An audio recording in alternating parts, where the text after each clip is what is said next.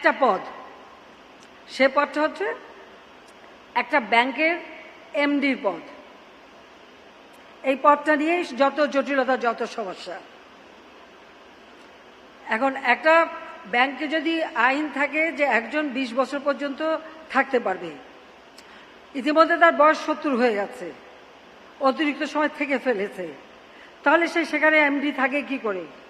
আর একজন দামি দামি একেবারে নোবেল লরেট, সে ওই সামান্য একটা এমডির পদের জন্য লালায়িত কেন? এই প্রশ্নের উত্তর কখনো পেলাম না, যে একটা এমডি পদের জন্য লালায়িত।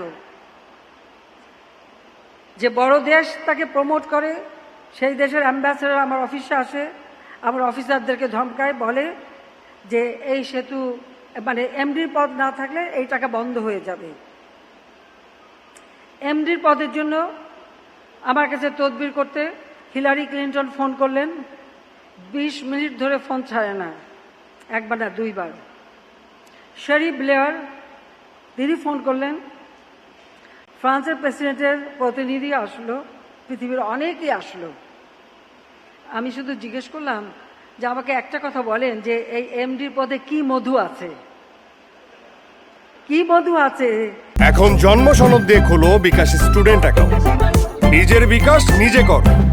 গ্রামীণ ব্যাংকটা তৈরি করেছিল, এটা শুরু হয়েছিল স্বাধীনতা পর পর, কিন্তু এটা যখন সত্যিকারভাবে আইন করে বাস্তবায়ন হলো 83 সালে, তখন জেনারেল এরশাদ সাহেব ক্ষমতায়। তা আমরা বলতে এটা এরশাদ সাহেব এই ব্যাংকটা তৈরি করলো। তৈরি করার পরে একজন এমডির পদ কাকে দেবেন সে খোঁজ করলো।